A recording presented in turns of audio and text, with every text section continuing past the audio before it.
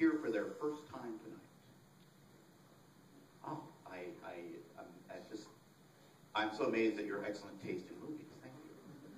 I also ask you please to bear with me. This introduction tonight for me is going to be somewhat different and a little more difficult than what I usually do. Because tonight I'm not so much going to talk about the film, but talk about a colleague of ours. Up in the nitrate vaults, there are 3 of us who work pretty much, who work full-time up there watching over the films. And, but now, sadly, there are only 2 of us, as one of our colleagues, Irwin Rosenfeld, passed away last weekend unexpectedly. And it was going to be his joy tonight to introduce this movie. But since I had the pleasure of working with Irwin for 18 years, both here and back in our original location in Dayton, Ohio, I felt that I would be the one, or should be the one, to come up here and speak a few words about him. Irwin was one of those people to whom there were no strangers.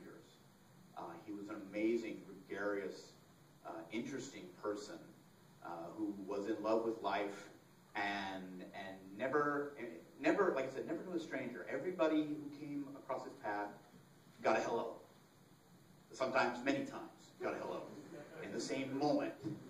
But when he started working for us, before he started working for us, he had worked for Columbia Pictures for over 30 years and had worked with them on the restoration of some of their films like Lawrence of Arabia and, well, that's the only one I can think of right offhand. But after leaving Columbia, he came to work for us in Dayton. And I will never forget, and I'll only give you one Irv story, there are many, but this is one of my favorites, that the first day he came to work for us in Dayton, 5 o'clock rolled around, and our day was done. And I was getting ready to go, and he was just sitting there. And I'm like, what's wrong? And he's like, I have no idea what to do. And that's when I realized that when he worked in New York, the day started at 4 o'clock, get on the train, go to New York, work for Columbia all day, get back on the train, come home, get home late at night, have dinner, go to bed. So he never had any time after work to just do stuff. Well, being Irv, it didn't take him very long to figure out what to do with that extra time. And so he learned to live both in Dayton and then here, and he was going places, and he was coming back and telling us about these things that we should do, and places we should go, and coupons we should get, and all this different stuff we should do. It was amazing. So it's someone that we are far worse, not just for the work that he did, which I'll tell you about in just a second, but just for being part of our lives, being there and being an inspiration for us all. But let me tell you a little bit about what he did, and what a lot of people, most of you would not, of course, would not know, since you didn't know him that well.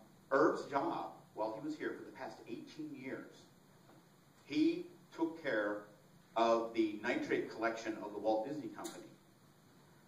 Walt Disney Studio had taken very good care of their nitrate elements. And for those of you who may not know, nitrate film is the film stock that movies were made on up to about 1950. And while it was a really good film stock, it has a tendency to deteriorate badly, besides being highly flammable, which is the reason a lot of films from the early days do not survive. Disney, on the other hand, took very good care of the material, because, of course, it was still a big moneymaker for them. So when the library made the deal to bring the material to Dayton, Ohio, to store in our vaults, we also got Irwin as a special technician to take care of those nitrates. And that's what he was doing right up until last Friday, was going through every single reel of Walt Disney's nitrate every year and keeping minute little records of every problem or no problem that he found with them. So think of it this way. The next time you're watching the fancy new DVD or Blu-ray of Bambi or Fantasia or Pinocchio, you can say that you were there the night that we did the tribute for the gentleman who, in many ways, made it possible for those DVDs to actually exist. And that's why I would like, please, if you would, a hand for my friend and colleague, Irwin Rosenfeld.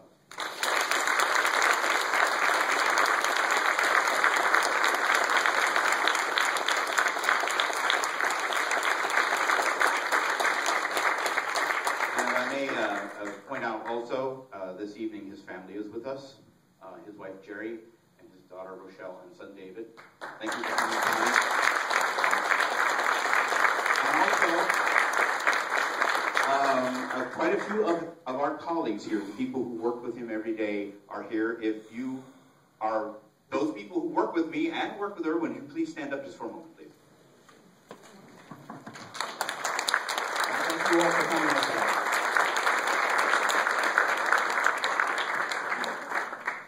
And for those of you who may have been wondering why there was an old folding chair sitting out in the lobby, that was Irv's chair.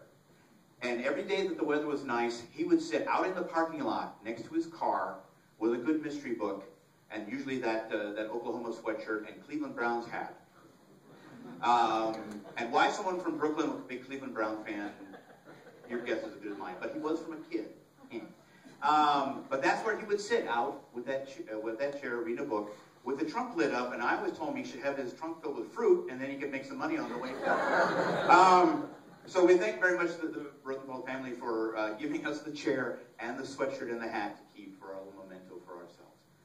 But now on to the movie. The movie tonight, The French Connection, Academy Award winner, starring Gene Hackman and Roy Scheider, based on a true story, directed by William Friedkin, who brought us other delightful films like... I was going to make a joke, sorry. The Exorcist and Cruising, thank you, and Sorcerer. And this film is notable as the first R-rated film to win Best Picture. And you say, well, what about, Midnight Cowboy? Well, it was rated X when it got the Best Picture award, and then it got re-rated as R. The film was shot, a lot of it was shot on location in Brooklyn, which is one of the reasons that Irwin wanted to introduce it. It was in his old stomping grounds. And let me just say, if this film is a good example of how they drive in Brooklyn, I'm not going there, okay? I heard also part of it is shot in Astoria, New York, as well. And the crew shot all this stuff, some with, some without the blessings of the city of New York. So it's kind of a really great example of guerrilla filmmaking. And one of the most interesting things I just learned today, the original choice to play Popeye Doyle, the character that Gene Hackman plays, was Jackie Gleason.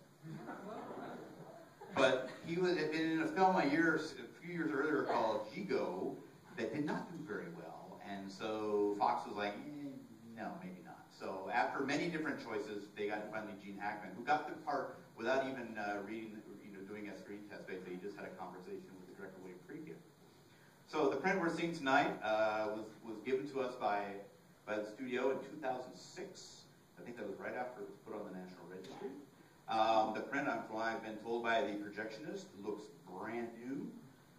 So I think you're going to have a real treat tonight. So, rules of the house, of course, please. No eating, drinking, spitting, acting mean, or looking ugly. Please turn off all electronic devices that make noise, buzz, hum, whistle, or light up. And please, no talking. Let the actors do the talking for the film tonight. And I guess that's about it. Sit back and enjoy Gene Hackman and Company in The French Connection. And thank you all for coming tonight.